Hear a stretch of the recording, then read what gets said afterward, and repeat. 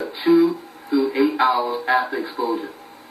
Yellow blistering of affected skin may appear later. Eyes. Irritation, pain, swelling, and tearing may occur within 3 through 12 hours. A more severe exposure may cause symptoms within 1 through 2 hours and may also include light sensitivity, severe burns, pain, or blindness lasting up to 10 days. Respiratory tract. Running nose, sneezing, hoarseness, bloody nose, sinus pains, shortness of breath, cough may occur within 12 to 24 hours of mild exposure and within 2 through 4 hours of severe exposure. Digestive tract, abdominal pain, diarrhea, fever, nausea, and vomiting may occur. Showing these signs and symptoms does not necessarily mean that you have been exposed to a blistering agent. These symptoms can also be caused by other conditions. What should I do if I'm exposed to a blistering agent? Reduce your exposure as soon as possible. Leave the affected area where the blistering agent was released. If it is released in an open space, it will spread out rapidly. If it is released within an enclosed space, get fresh air as soon or as fast as you can. People should keep in mind that blistering agents are heavier than air, so vapors will collect in lower areas. If you have direct contact with the chemical, get the blistering agent off your body to prevent or reduce injury. Quickly remove any clothing that has liquid soap or mustard on it. Immediately wash exposed skin and eyes with plain, clean water. Eyes need to be flushed with water for 5 to 10 minutes. Since affected eyes can become sensitive to light, sunglasses may be worn to protect the eye. If swallowed, do not induce vomiting.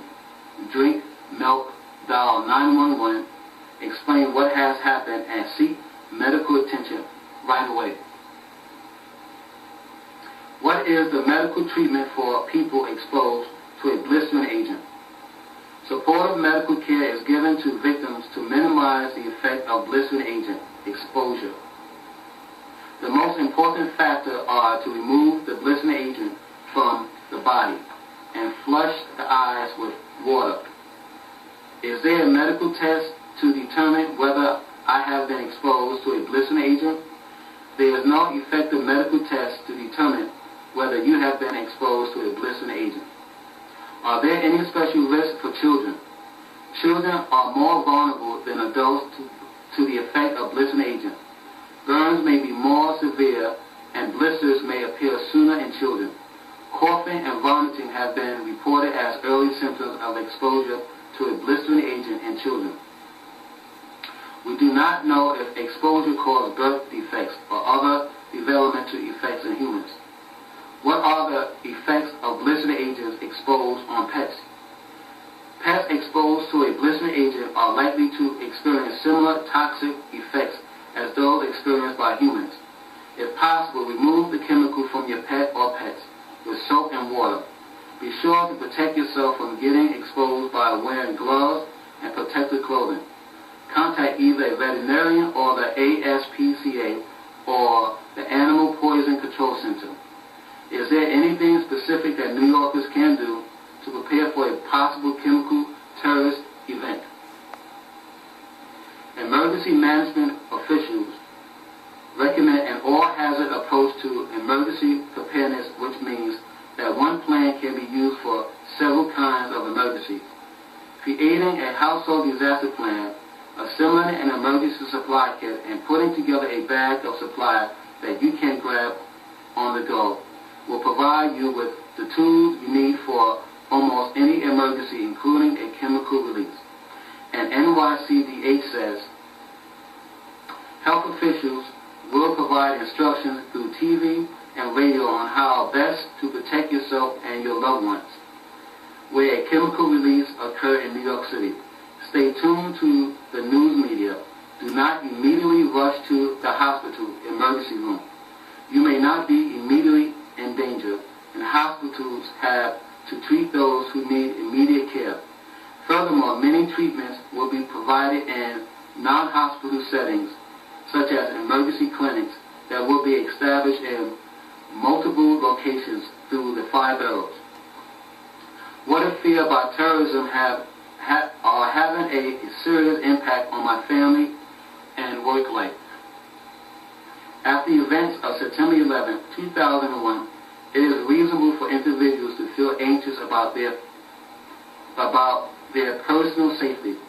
However, if anxiety stops you from doing things that you would normally do, it might be helpful to speak with a professional counselor.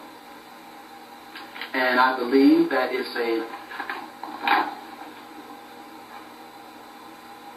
strong possibility for some type of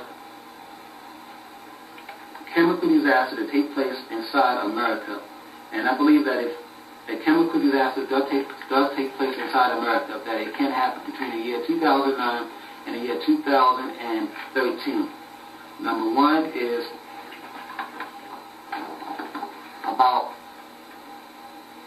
bioterrorism.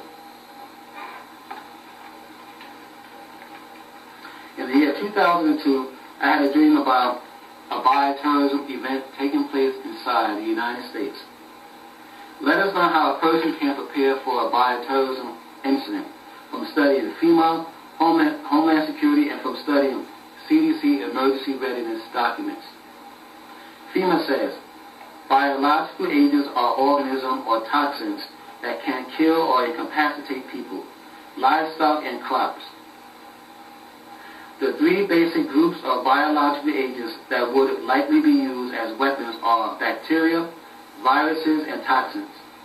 Most biological agents are difficult to grow and maintain. Many break down quickly when exposed to sunlight and other environmental factors, while others, such as anthrax spores, are very long-lived. Biological agents can be dispersed by spraying them into the air,